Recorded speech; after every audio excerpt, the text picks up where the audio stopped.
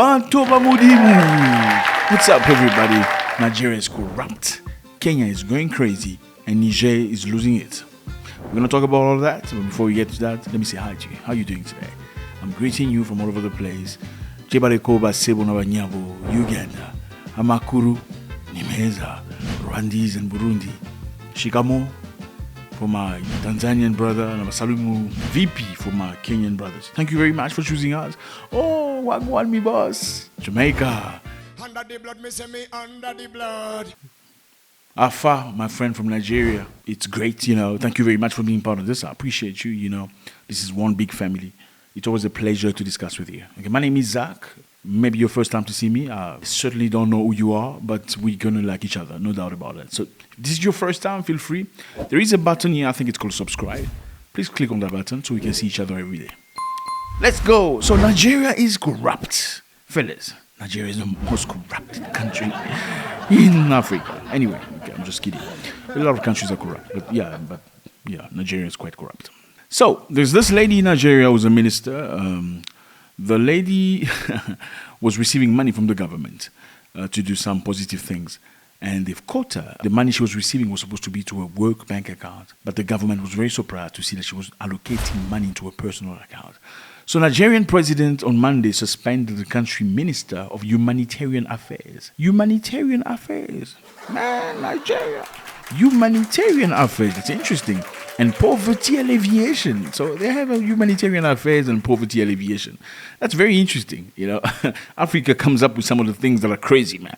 Like humanitarian affairs, poverty alleviation, to help people that are struggling, going through difficult time. Let's get back to track. So, President has suspended Minister of Humanitarian Affairs and Poverty Alleviation over the use of a private bank account for Ministry Financial Transaction in a government social welfare program. So, this lady, Minister of Humanitarian Affairs and Private Alleviation, was using a private bank account for the Ministry Financial Transactions.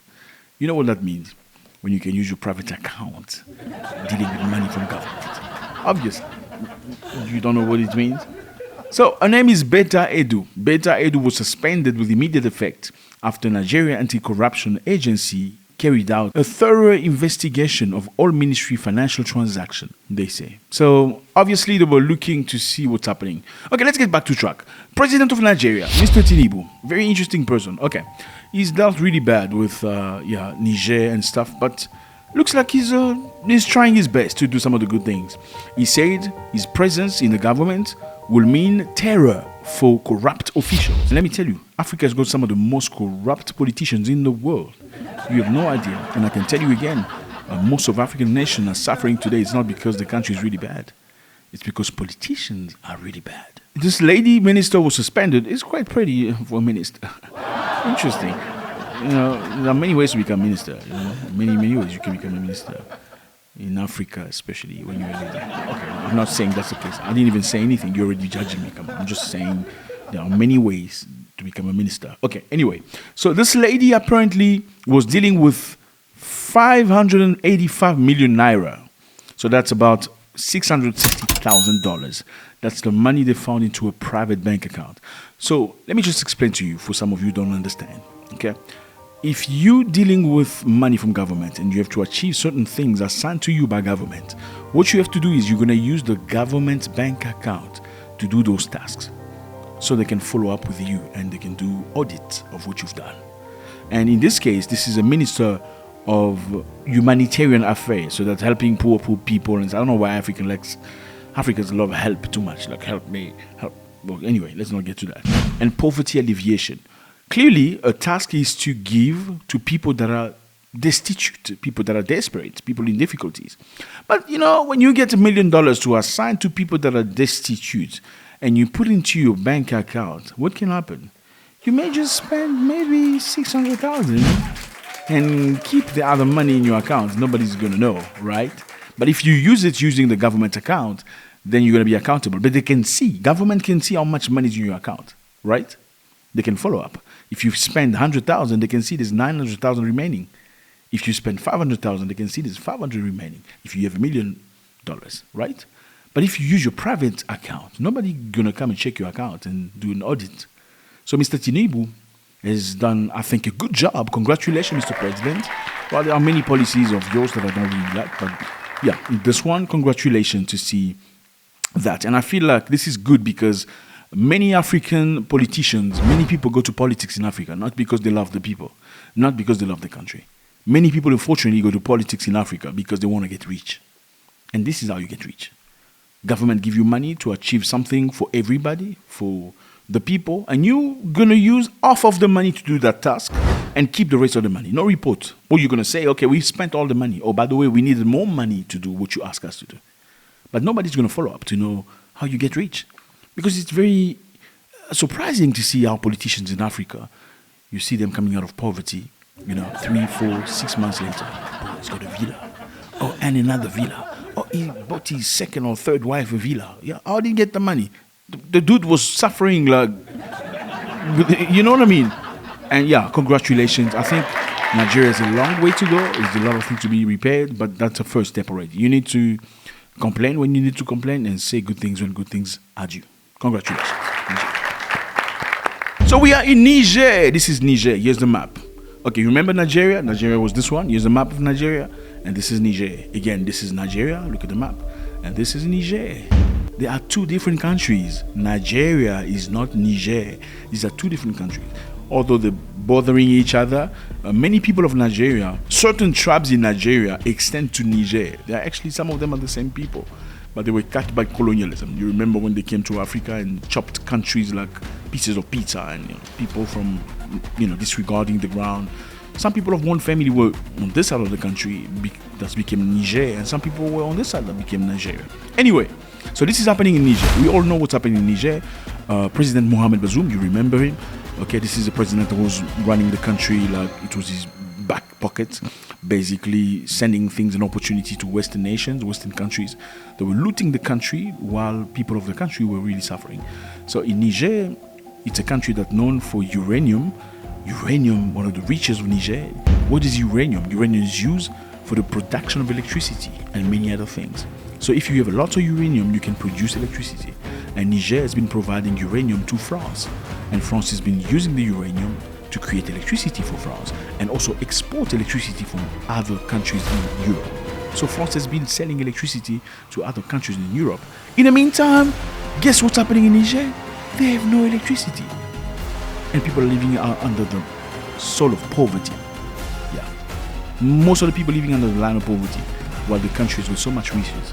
So the people of Niger were very angry with the president. They said, okay, enough is enough. We don't want you no more. So what's happening in Niger right now? They toppled the president, but now they arrested him. The president was arrested. He was in house arrest. They didn't kill him. Congratulations to Nigerian. Very lucky for the guy anyway. But now they have decided to release the president's son from house arrest. The president's still under house arrest. But they've released his son. So they've granted a provisional release to Mohamed Bazoum Salem, 23-year-old son of ousted President Mohamed Bazoum, from the house arrest in the capital, Niamey. Salem has been under detention at the presidential residence along with his parents since the military coup that ousted his father in July. So basically, they arrested the president and they did not release him because they gave him a piece of paper to say, okay, Mr. President, we don't want to hurt you, but here's a piece of paper so you can sign your resignation. You can sign your resignation. Guess what? He refused to do it. Why did he refuse to do it? Because when they arrested him, they left him with a cell phone. And with his cell phone, he could communicate with French presidents and other presidents. And clearly, by him refusing to sign this paper of resignation, it is certainly, many people believe, because some of the presidents he was talking to told him not to do so.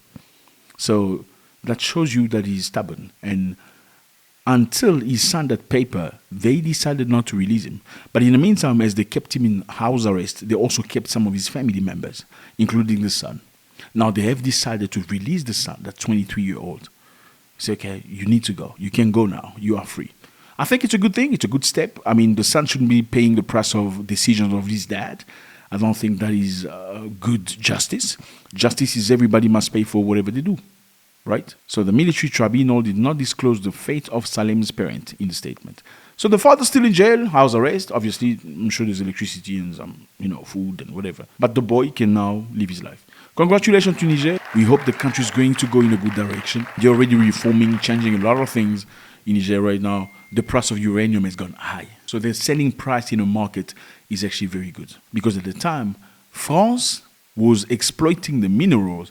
They were setting the price. Do you hear that? We colonized you, okay? We are taking uranium from you guys, but we're paying the price that we want to pay, not you. So now that there's a new government, they're setting their own price. Congratulations to Niger. Okay, fellas, now we are in Kenya. Vipi wa Kenya? Ni watu wazuri sana. Yeah, I was just saying, yeah, Kenyans are good people. Anyway, I had a great time in Kenya, really. Thank you very much for the hospitality. Awesome. I went there for New Year's Eve, and my documentary is coming out very, very soon. Very, very interesting. But there's something I didn't like about Kenyans, and you're going to discover it. No, just be patient. I'm going to talk about everything, the goods, the bad, the everything. Great, let's go. We are in Kenya. So you remember recently in Kenya, President Ruto abolished the visas for everybody on earth. In January 2024, Kenya will be a visa-free country. It shall no longer be necessary for any person from any corner of the globe to carry the burden of applying for a visa to come to Kenya. Yeah, a lot of people expected him to say, okay, well, Africans can come with no visa.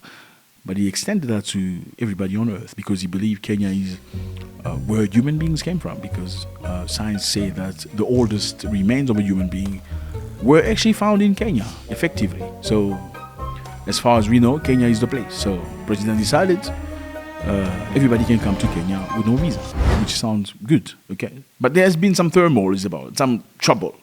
Apparently, there's a Kenyan recent decision to offer free visa entry to all foreigners has stirred controversy, with critics calling it hectic, like troublesome, very complicated process. President William Ruto introduced the policy last month to promote free visa travel in Africa. Obviously, the idea is great to open up Africa, allowing people to see each other. I don't know why we have visas anyway. Because we're the same people. In Europe, they don't have visas. You don't need a visa from France to go to Portugal or Portugal to Italy. You can go anytime to Scandinavia if you are European. But they came to Africa and they started visa ideas, and now we were living actually free. They came with visa stories, and now we need visas for each other. Meanwhile, back in the cities and continent, they have no visa. That's crazy. We need to stop that. However, the Kenyan authority clarified that despite the visa-free entry, visitors must obtain electronic travel authorization, ETA, by submitting documents and paying $30 processing fee. Come on, man. Come on, Kenya. You said the visa was free. You said it was free entry. So what is this now? You still have to submit documents, then pay a visa free, pay $30. What is the $30 for? Processing fee.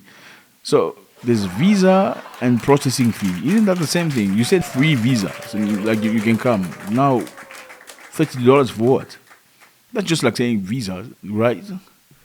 It is confusing, indeed. The requirement now applies even to citizens of countries that previously enjoyed unrestricted access to Kenya. This is crazy, because many countries had unrestricted access to Kenya. They could go anytime, like many countries of Central Africa and East Africa. Some countries could just cross, like I believe Ugandans, Rwandese, Congolese also could go to Kenya with no issue. Just present your passport and that's it. So now there's an issue because now even them, they have to apply online for documents. They never needed to do that. Foreigners are expressing dissatisfaction, claiming the new policy has caused confusion and increased the difficulty and cost of traveling to Kenya. Okay, I think we need to decide ourselves. Is it going to be free visa or it's just going to be complicated? Because at the end of the day, come on, man. If it's free visa, it means people can come. They don't have to do anything. Or it's not free visa. Or it was a strategy so all the people that could enjoy free visa entry not to be entering freely. Because it has produced a reverse effect. Again, fellas, thank you very much for being here. I appreciate you. As we said earlier, Nigeria is very corrupt. Oh, no way. I'm just kidding. President Tinubu is doing a tremendous job putting these ladies in jail. That's good. She should never be in politics anymore. I mean, these people are just, yeah. And Niger, things are happening. They let the ex-president stand out. I think it's a good move. It shows democracy and liberty. Kenya, come on, Kenya. You guys are good people, man. Visa free or not visa free? You need to decide yourself.